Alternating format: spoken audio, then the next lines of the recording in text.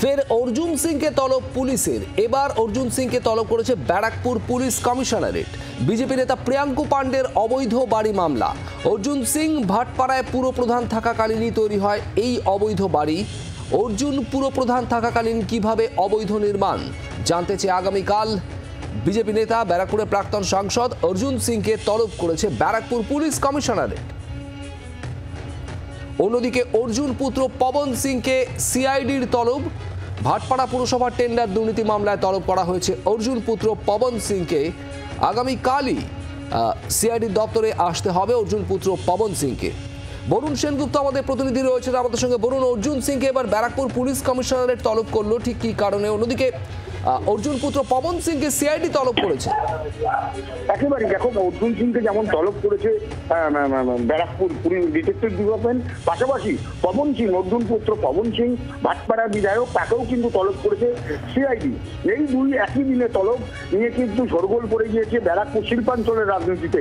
যেটা অর্জুনের তরফ থেকে জানানো হচ্ছে, তাকে একটি নোটিশ দেওয়া হয়েছে, যে নোটিশে লেখা আছে যে প্রিয়াঙ্কু পাণ্ডের যে বাড়ি, সেই বাড়ি অবৈধভাবে তৈরি করা হয়েছিল এবং সেটা যখন তৈরি হয়েছিল সেই সময় কিন্তু চেয়ারম্যান ছিলেন ভাটপাড়া পৌরসভার এই অর্জুন সিং। তিনি কিন্তু এই প্রিয়াঙ্কু পাণ্ডের বাড়ি তিনি কিন্তু পাইয়ে দিয়েছিলেন, বা সেইখানে যে পৌরসভার সঙ্গে যে অ্যাডজাস্ট হয়েছিল সেটা কিন্তু এখনো পর্যন্ত মানা হয়নি। ঠিক সেই কারণেই, যেহেতু তিনি সেই সময় চেয়ারম্যান ছিলেন, সেহেতু তার উপরই দোষ বর্তায়।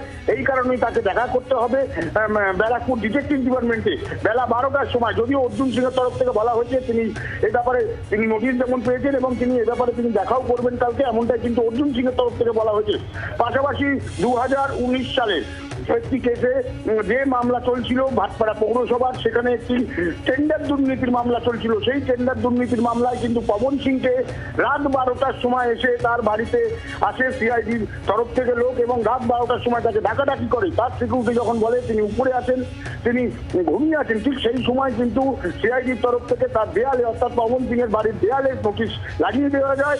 তাকে বলা হয় যে কালকে 12:30টার মধ্যে ভবানী ভবনে তাকে কিন্তু দেখা করতে হবে। পাশাপাশি তিনি যেটা জানাচ্ছেন পবন সিং এর তরফ থেকে, যেহেতু বানসাল কোর্টে তার আরো একটি কেস রয়েছে, সেহেতু তিনি যেতে পারবেন না, তিনি সিআইডিকে জানিয়ে দেবেন। যে তিনি যেটা বলছেন, এটা রাজনৈতিক চরিতার্থ, রাজনৈতিক যে ভোট করে এসছে, ঠিক সেই জন্য রাজনৈতিক একটা চাপে রাখার জন্য কিন্তু এই ধরনের নোটিশ তাকে এবং তার বাবাকে পাঠানো হচ্ছে। উল্লেখিতভাবে একই দিনে একই পরিবারের বাবা এবং ছেলেকে যে একজনকে সিআইডি নোটিশ দিচ্ছে, অপরজনকে ব্যারাকপুর ডিটেকটিভ ডিপার্টমেন্টের নোটিশ দিচ্ছে, এই নিয়ে কিন্তু সরগরম হয়ে পড়েছে ব্যারাকপুরের রাজনীতি। বরুণ, ধন্যবাদ। বরুণ সেনগুপ্ত আমাদের প্রতিনিধি ছিলেন টেলিফোনে। আপনাদের আরো একবার জানিয়ে রাখবো, অর্জুন সিংকে তলব করা হয়েছে ব্যারাকপুর পুলিশ কমিশনারেটের তরফে, এবং এর পাশাপাশি অর্জুন পুত্র পবন সিংকে তলব করেছে সিআইডি। একই দিনে অর্জুন সিং এবং পবন সিং দুজনকেই তলব পুলিশের। বাংলার আওয়াজ, বাঙালির আবেগ, জি 24 ঘন্টা।